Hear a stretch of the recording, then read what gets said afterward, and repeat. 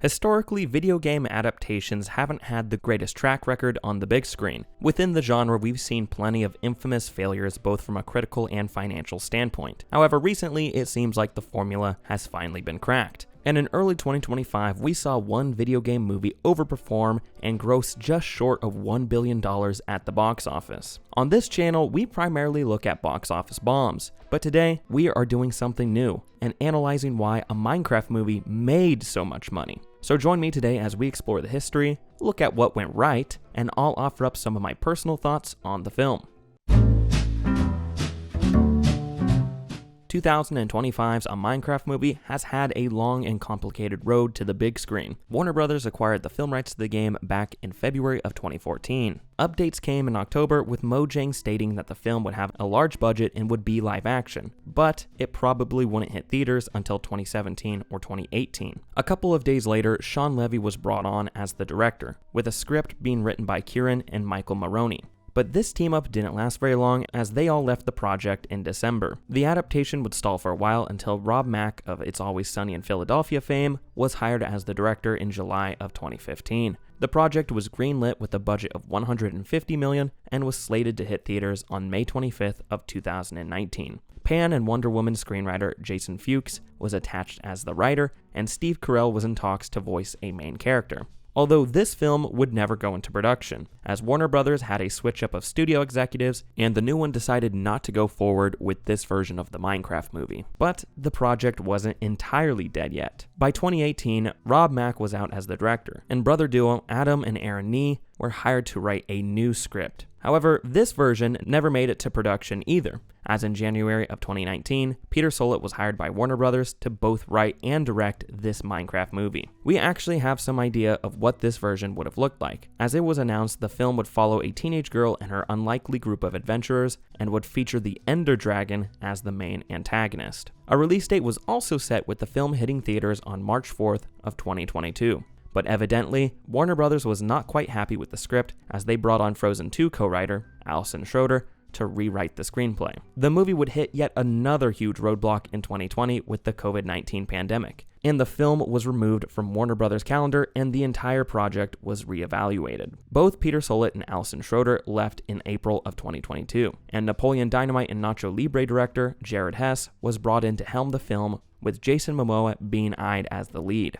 A whole battalion of writers were then brought on to work on the script, with Chris Bowman, Hubble Palmer, Neil Widener, Gavin James, and Chris Galetta getting screenwriter credits, and Alison Schroeder, Chris Bowman, and Hubble Palmer getting story by credits. The main actor for Steve was found with Matt Berry, and the rest of the cast would be assembled in mid to late 2023, with Danielle Brooks, Emma Myers, and Sebastian Hansen all playing the characters from the real world who get sucked into the Minecraft world. However, when the WGA and SAG-AFTRA strikes hit in 2023, Matt Berry had to leave the role due to conflicts with other projects. This is when Jack Black stepped into the shoes of Steve, as Jack Black was originally only going to cameo as a pig in a voice role. Berry would then appear as the voice of the villager Nitwit in the end credits of the movie. Finally, after suffering every kind of delay in the book, from rewrites to pandemics to strikes to new directors, a Minecraft movie finally went into production in January of 2023, shooting in Auckland, New Zealand.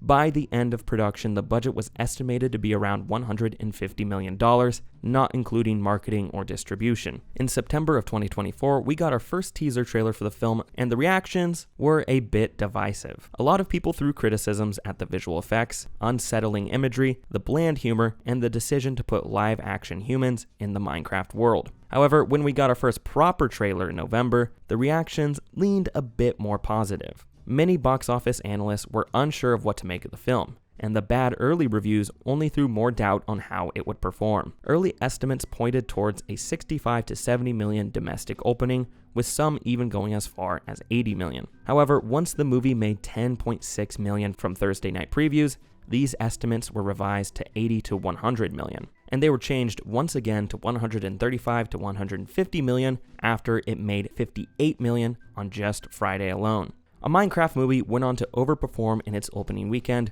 with an impressive $167 million domestically and $313 million internationally. In the US, it went on to make $423 million and overseas it made $531 million for a total worldwide gross of $955 million. It didn't quite crack $1 billion, but it came pretty darn close.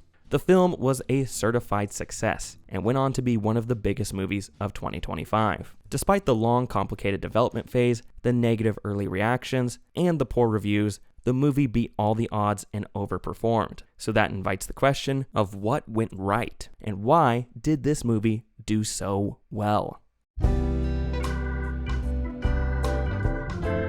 There are plenty of reasons why a Minecraft movie dominated at the box office. First off, Minecraft is the #1 best-selling game of all time, selling over 350 million copies. For reference, that's 100 million more than the second best-selling game of all time, GTA 5, which has sold 215 million copies. I mean, a Minecraft movie could have been the worst movie of all time, and it still would have done solid numbers on name recognition alone. You also have to consider that this is a game that has crossed different generations. Minecraft was formally released back in 2011 and took the world by storm. The year 2013 is often referenced as the peak of the game's popularity, with it seemingly being inescapable online. However, the game also had a resurgence in popularity in the late 2010s to early 2020s, with it being introduced to a whole new generation of gamers, and many of those who grew up with the game returned. Just as a personal anecdote, I was obsessed with Minecraft when I was a kid, as I was the ripe age of 10 when it first came out. Eventually, I lost interest and didn't play it for several years as I went through high school. But right around the time I went to college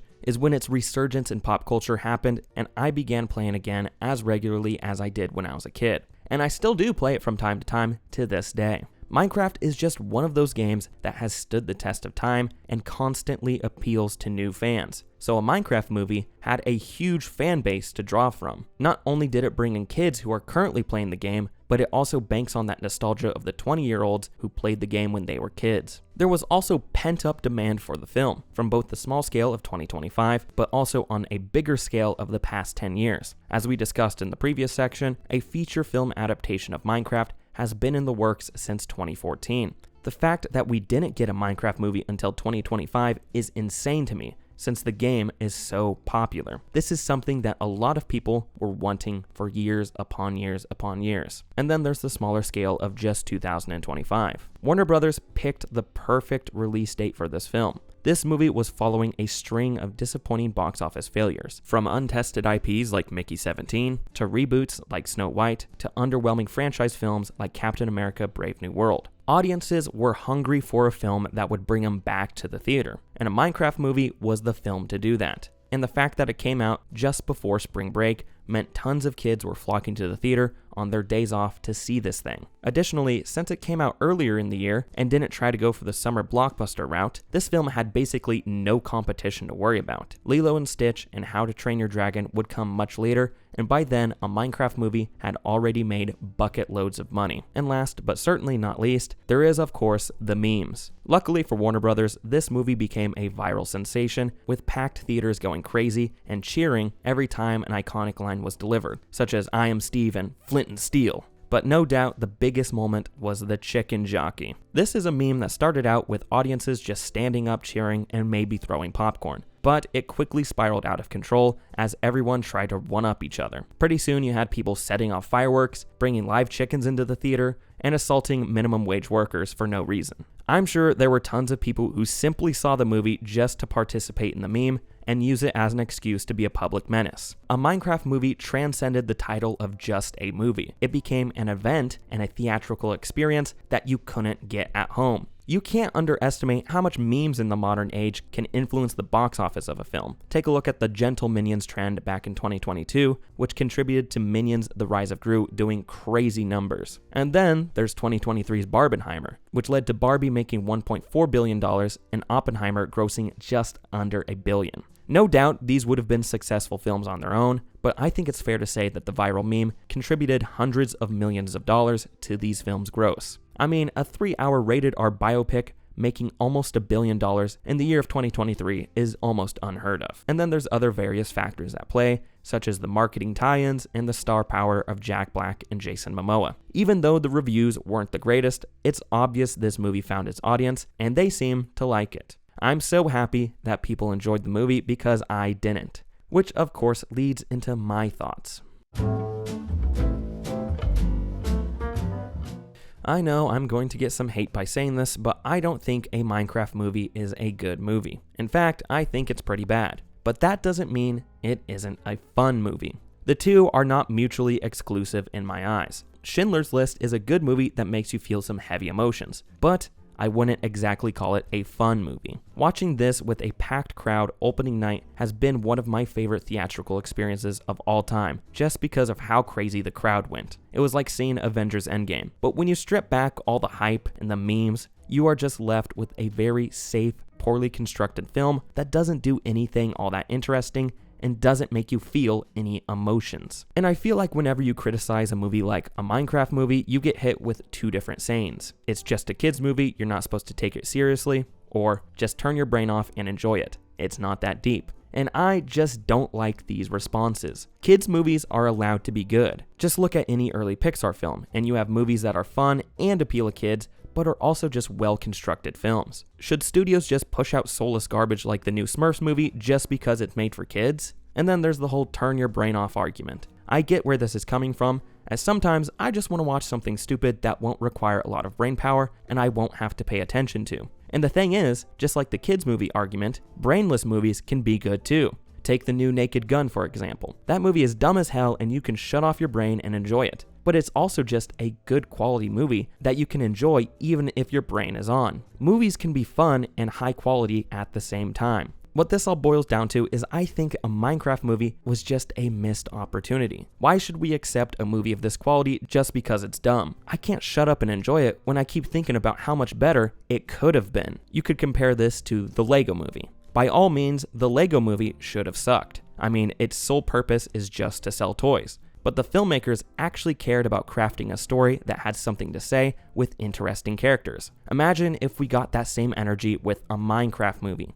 Minecraft is such a unique game where it's all about creativity. But then, the movie disregards this notion entirely and gives us the most bland, tired, boring plot and characters that you've seen in every other movie. I think one of my least favorite parts about this film is the comedy. Every joke boils down to this step-by-step formula. Step 1. Steve explains how a Minecraft mechanic works in a funny voice.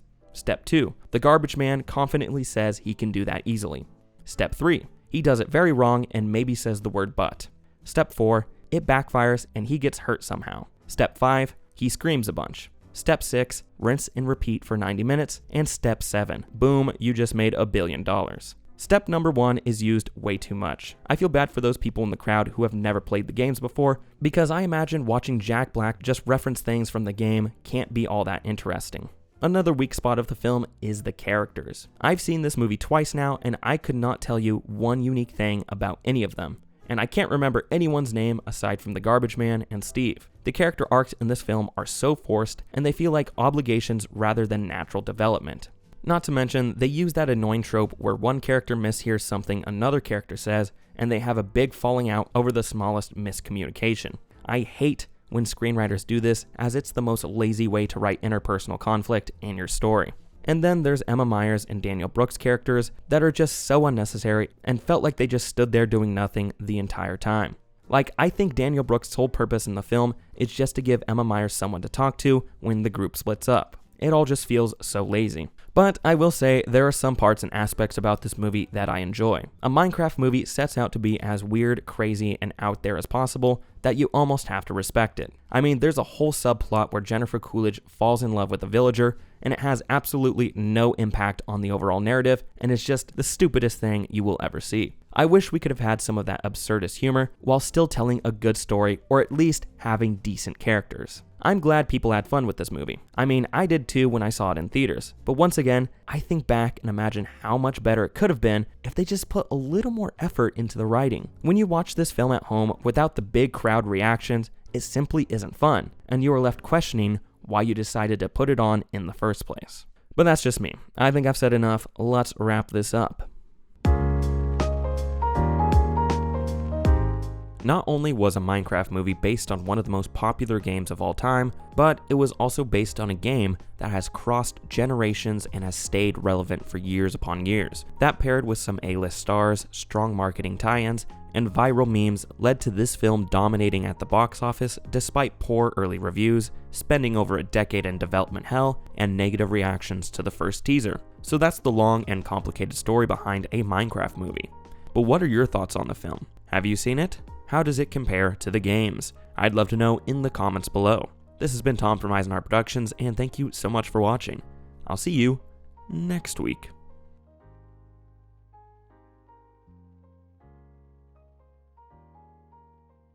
And here's a clue of next week's video. To absolutely no one's surprise, I'm here to report that Monster Trucks is dumb as hell.